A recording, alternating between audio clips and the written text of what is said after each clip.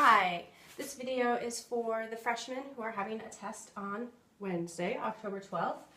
And this is going to encompass a lot of the different material that we've been talking about in class, as well as the Pearl. And this shouldn't be a surprise since we've been talking about it. And we did have a review day on Friday. So what I'd like you to do in preparation for the exam, definitely do a little preparation. You should be in pretty good shape if you've been paying attention in class and you read the book thoroughly, and most of you seem to be pretty on top of it, so I'm not worried. But you can bring one page of your own notes, so no summaries from the internet. It has to be in your handwriting. Many of you started this on Friday when we were doing our review game. And what would you want to include on your notes?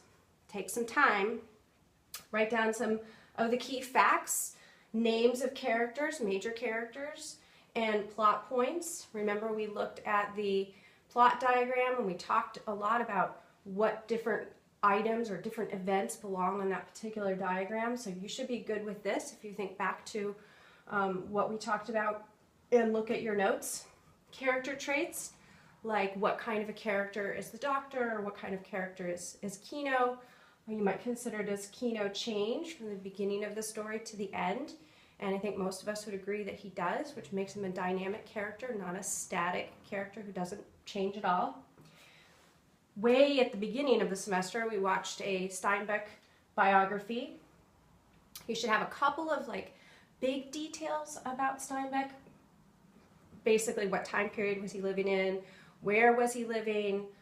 You don't need to know all the names of his wives or his parents. Did he win any awards? Some of this information, if you didn't have good video notes, you can also find it on the back of the book, or sometimes at the beginning of the book there's a little introduction to John Steinbeck, or Google it.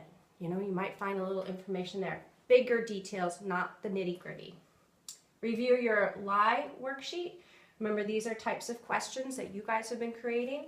Literal, interpretive, evaluative, so you understand how those questions function, because the test is designed around these same kinds of questions.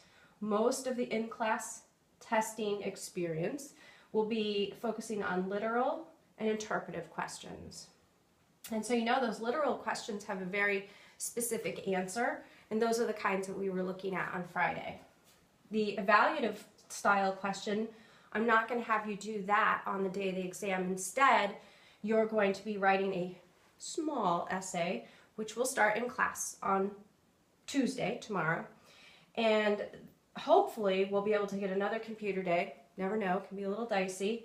So that's going to be an in-class and potentially some out-of-class time, since I definitely want you to have a chance to get started and I want to make sure you're on the right track.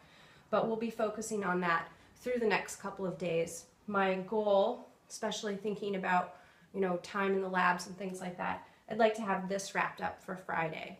So again, Wednesday, make sure you put some notes down.